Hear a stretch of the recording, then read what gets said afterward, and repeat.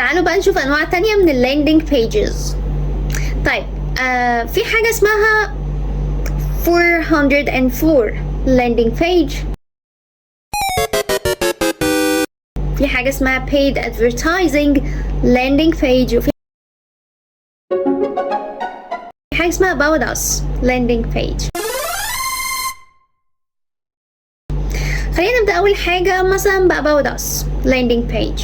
الصفحة دي بتتكلم عن مثلا الكومباني، الشركة، الهيستوري بتاعها، التاريخ بتاعها، أسست امتى، مين أسسها، الفيجن الميشن، الرؤية بتاعتها ايه، الأهداف بتاعتها ايه، بيديك انفورميشن، بيديك معلومات عن الشركة، عن البراند، عن المنتجات.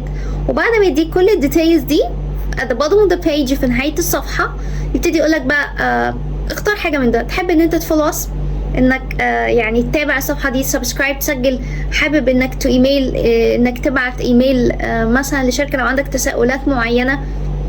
فدي من اهم هدفها انها تديك معلومات كاملة وتفصيلية او ديتيلز عن البراند ومؤسسه والبرودكتس او المنتجات المختلفة اللي بيحتويه وهكذا، او بتنتمي اليه يعني للبراند ده.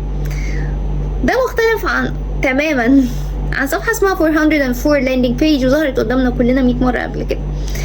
دي صفحة اللي هي مفيش حد بيحب انها تحصل معاه انها تظهر له ايرور، في خطأ ما حدث، وبنشوفها دايما اللي هو يطلب منك انك to be patient او انك تكون صبورا حتى الانتهاء من معالجة هذا الامر. ممكن يعتذر لك ويشكرك على صبرك لحد ما تتحل المشكلة والصفحة ترجع تشتغل والقصص دي. فبيقولك لما يحصل معاك الايرور ده، انت كشخص المفروض ان انت كصاحب بزنس انك تحط احتمالية ان ده لما يحصل ان انت ازاي تتعامل مع الموضوع بشكل اولا يبقى فيه sense of humor شوية، ممكن فيه روح دعابة شوية، وفي نفس الوقت ان انت تحاول تخلي العميل patient، صبور شوية، ما يملش وما يزهقش لحد ما تتحل المشكلة. وممكن تستفيد من ده، تحصل على انك تقدر to lead generation او تحصل على new leads يعني، او عملاء جدد من خلال الصفحة دي اثناء انتظار الشخص، بانك تديله different options او اختيارات مختلفة. يعني مثلا تقول له مثلا تحب ان انت تتفرج مثلا على البلوج بتاعنا اللي هو فيه معلومات عن كذا. طيب مثلا would you like to know more information about مثلا البرودكت، او تحب انك نديك معلومات اكتر، تدخل على صفحة تعرف منها طبعا لينكات، يعني تضغط على اللينك ده فتعرف معلومات اكتر. طب مثلا تحب ان انت تريجستر with us، يعني ان انت تسجل معانا في الويب سايت ده وفي الصفحة دي. فلما بتديله اوبشن، اولا عملت له ديستراكشن على الحاجة اللي ضايقته وخليته يصبر شوية قبل ما يقعد يقرا الحاجات دي، وربما يضغط عليها وتبقى انت كسبت عميل جديد، سجل معاك، بعت ايميل، عرف معلومات، فبعد كده خد قرار ان هو يشتري. فدايما يقولك 404 او الصفحة دي حاول انت تستغلها لصالحك في الاخر، وفي نفس الوقت عشان تخلي شخص عنده حالة من الصبر.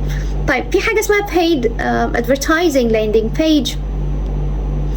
الصفحة دي بيقولك انت عملت paid ads، يعني انت عامل اعلان او paid ad يعني اعلان مدفوع الاجر، فما انتش عايز تخسر فلوسك، انت عايز توصل الشخص لللاندنج بيج اللي تخليه ان هو ياخد اكشن على طول، يقوم بفعل على طول. فبتدخله على الحاجة المهمة، ان هو مثلا تدخله على صفحة يدخل على طول فيعمل ريجستريشن، تسجيل، يدخل على طول فيبقى عنده مثلا البادن او الزرار اللي هو على طول من خلاله لما يعمل كليك يدخل يشتري باي على طول.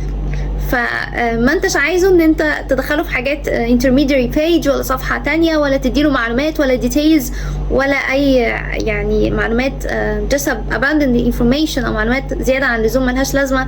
انت عايزه على طول ياخد action، فبدخله على الصفحة directly اللي انت عايزه يدخل عليها، ومن خلالها ان هو to take action عشان ما تخسرش فلوسك يعني على الفاضي.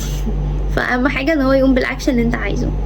طيب لسه في بيجز تانية، خلينا مع بعض في الفيديو الجاي. ده طلعوا فيديوهات كتير قوي يا جماعة، معلش بقى، بس حاول اتكلم عنهم briefly كده كلهم.